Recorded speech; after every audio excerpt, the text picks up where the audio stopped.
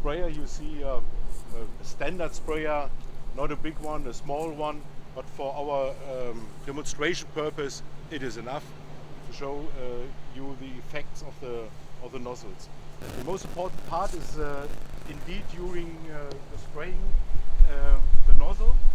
The nozzle is responsible for the water volume, the coverage and the distribution of the product. Very important. And during the last 20 years this kind of nozzle technology improved a lot, and this spray boom is equipped here on the left side with a standard nozzle, very simple nozzle with a 110 degrees of a spray fan, and this standard nozzle delivers more or less a lot of fine droplets. So there's no drift reduction, and on the right side the spray boom is equipped with a modern kind of nozzle with a drift reduction nozzle. In this case here, the blue one, the same color means the same outlet. No? This is standardized, and it's working from like a Venturi. The liquid passes, is dosed here by this small hole. There's the dose of the volume, and during the spray liquid, or while the liquid passes the nozzle, air was sucked inside the stream, and some bubbles are inside the droplets. So the liquid, the volume is the same, but inside is a small air volume included.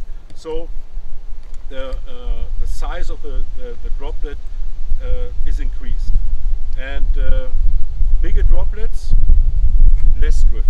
This is the basic principle, and we collected a lot of data in the last years, over 150 trials, efficacy trials, and to compare the efficacy of these new technology, or the drift reduction. This is not new, but drift reduction technology with standard technology, and we didn't find any big differences between these two technologies regarding efficacy. And in Northern Europe and also in Northern America, this drift reduction technology is more or less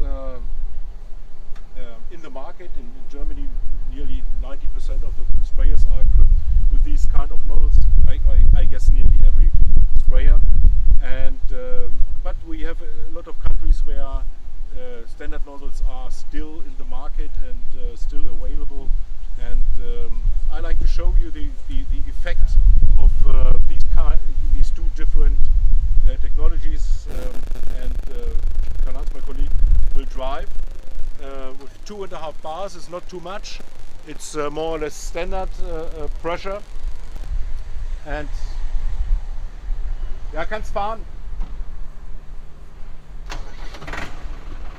And here on the left side, fine droplet, and here more medium, little bit coarser droplets. And you can clearly see with these not so heavy wind, but you see that these fine droplets are moving and drifting, and also you see that on the left part of the spray boom, some droplets are moving upwards with the temperature, with the air, and this is what we have strictly to avoid, this kind of losses, because then the product don't reach the target. It can be drift to neighbor crops, cross-contamination could happen, and in areas like Europe or other parts, we have always a clear or a very close contact from agriculture and residents.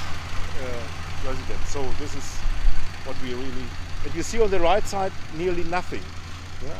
It seems that that these nozzles are not spraying, but only coarse droplet spraying, and this reduces the losses a lot. We also recommend for all these backpack sprayers also these drift reduction technology, only by changing the nozzles in a backpack sprayer. Nothing else, no behavior changing or something like that.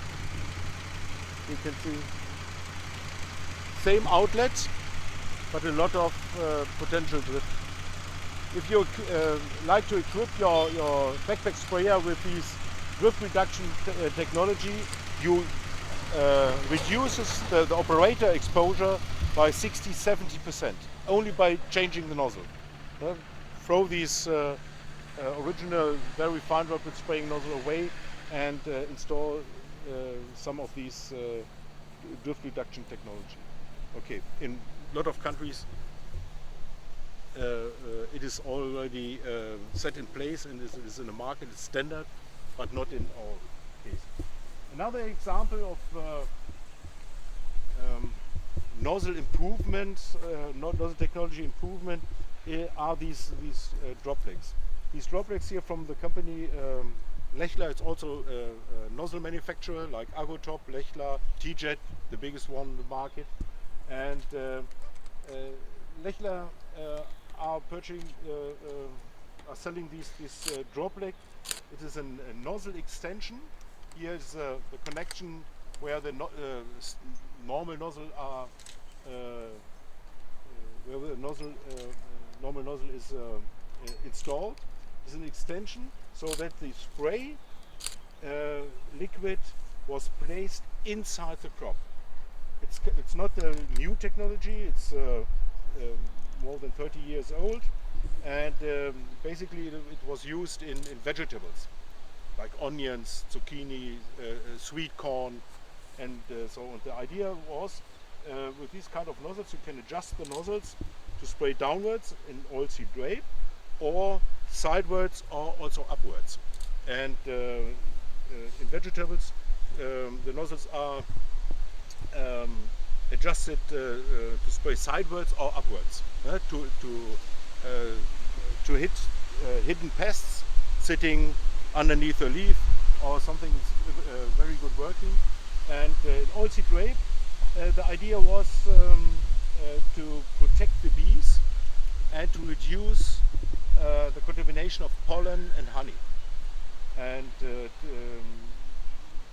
place the product here near to the target area. Now, the fungus is affecting here the stem of the oilseed rape, and also some beetles are moving up and downward. So the idea was to place the insecticide inside the crop, no drift, because spraying from above you have a lot of drift, but here you're spraying inside the crop, so the drift reduction is also more than 90% coming from the first results of Lechler.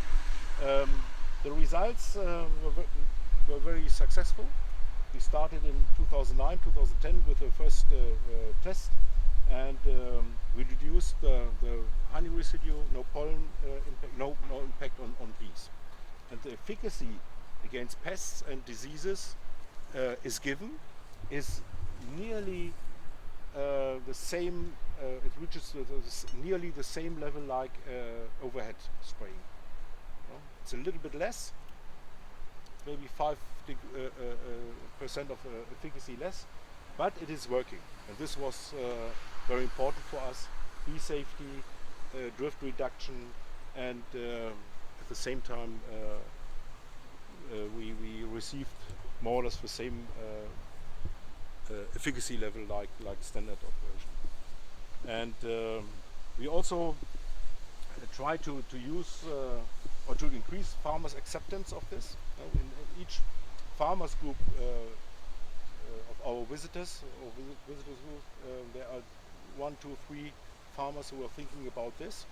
They are thinking about to use these extensions for fertilizer liquid fertilizer use in cereals, but also to use this in corn.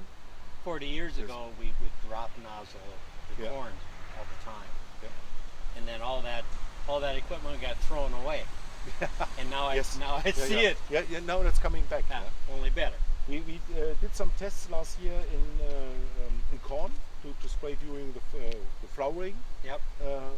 period, and the first results were very good. Then we adjusting the nozzle to spray sidewards, and we did some coverage measurements, and it was very interesting. And we are also we have a project with Lechla in Brazil, and to use this kind of technology in soybean and cotton. And here the purpose is not to reduce the bee impact, because in soybeans there's no bee issue. Here's the purpose and the target the objective to increase the efficacy against pests. And this is working. But you see, you have these extensions, and South America, they like to drive very fast, 25 kilometers, and this is maybe not possible with this kind of. You get a higher efficacy, but you are limited in your driving, in your working speed. Because, like, Yes, yeah, you're yes, going yes, too yes, fast. yes, yeah. You lose your. Here, Yeah. this is in ultigrade is moving forth and back, and but you have also the possibility in row crops to pass the row crops along the rows. No? Yeah. But this is in some areas not given. No? They are driving. They are not following with the tractor the rows. No? They are passing a little bit, and then it's so. But we are on the way, and I believe that in some years we get more market penetration of this kind of technology.